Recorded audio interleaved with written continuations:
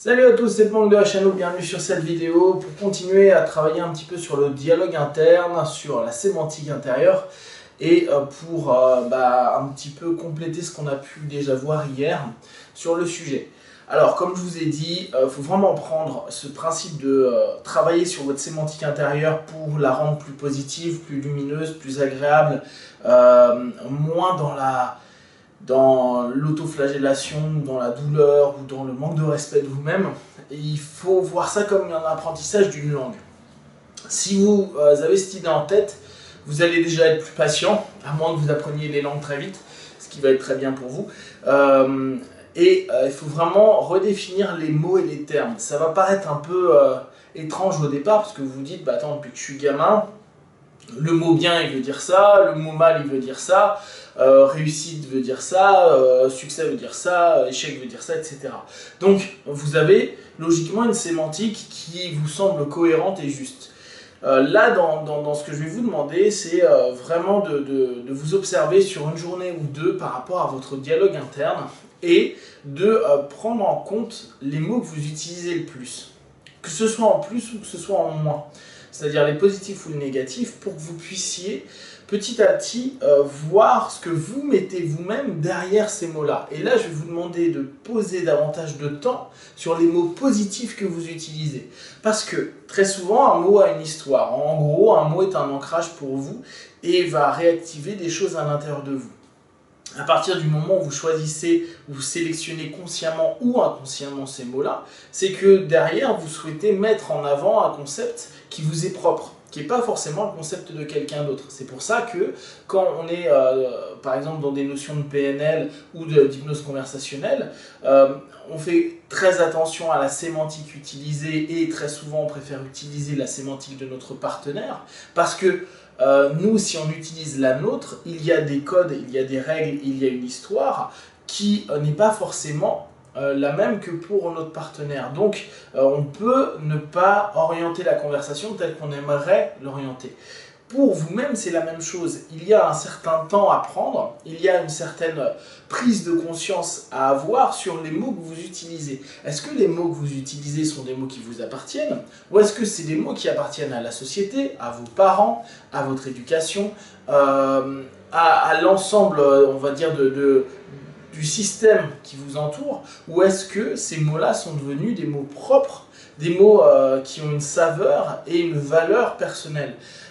C'est là où vous allez devoir, dans un premier temps, réanalyser les mots que vous utilisez. Et ça se trouve, vous allez vous rendre compte que beaucoup de mots que vous utilisez pour vous faire un mantra, pour vous faire un delete des mots négatifs, n'apportent pas plus d'énergie positive, c'est-à-dire de vibration qui pourrait vous donner quelque chose de bon dans le corps, mais plutôt une espèce de neutralité. Pourquoi? Parce que c'est comme si le mot dit positif s'est perdu dans l'ensemble des croyances et des valeurs que vous avez pu mettre en place derrière ce mot-là. Chose intéressante pour ceux qui connaissent un petit peu tout ce qui est test qui musculaire fait en kinésio, vous pouvez vous amuser donc à répertorier sur une journée vos mots négatifs, vos mots positifs, et là vous allez travailler sur les mots positifs et voir l'effet que ça fait quand vous en parlez. Donc dans un premier temps, par exemple, super. Qu'est-ce que ça fait super pour vous? Je me souviens, il y a quelques années, on m'avait fait la remarque, une personne qui faisait beaucoup de PNL m'avait dit, ouais, mais t'as remarqué que dans ce monde-là, on est tout le temps en train de dire c'est super bien, c'est vachement top, c'est toujours, on met toujours un mot pour dire que c'est bien. C'est vraiment bien, super bien, archi bien, méga bien, quoi, qu'importe ce qu'on met devant. Et qu'on enlève la saveur du c'est bien. Bien. Qu'est-ce que c'est bien? Quelque chose qui est bien. C'est bon. Ah, c'est trop bon. C'est vachement bon. C'est ok, mais qu'est-ce que c'est être bon? Et c'est vrai que quand on commence à se dire, mais donc tous les mots en tant que tels ont logiquement une influence, une force, une énergie sur vous. Hein. Si vous rajoutez tout le temps des vachement, des super, ça veut dire que bon, c'est pas bon.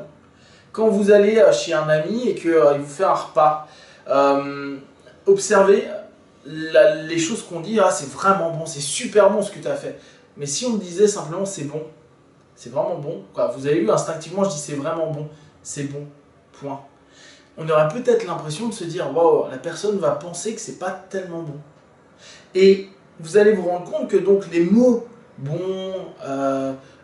sympa, chouette, cool, bien, etc., ont perdu complètement de la consistance et qu'on est obligé de l'appuyer avec un autre mot.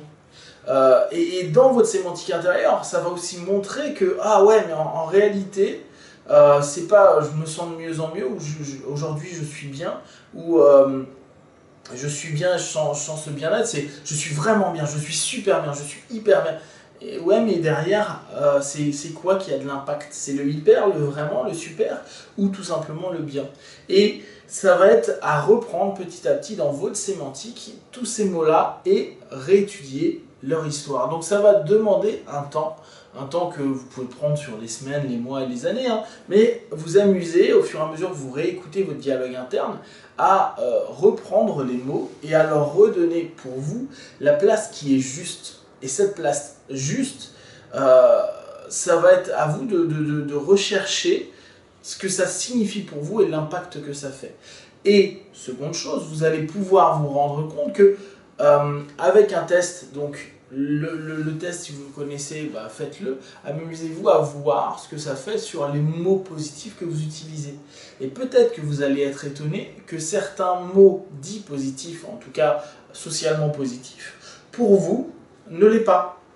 Raison toute bête, peut-être que dans votre enfance, un professeur, un membre de votre famille, répétait ces mots-là et que vous l'avez ressenti comme discriminatoire ou quelque chose de négatif pour vous et pas du tout bon pour votre écosystème intérieur et que ça vous a fait plus de mal que de bien.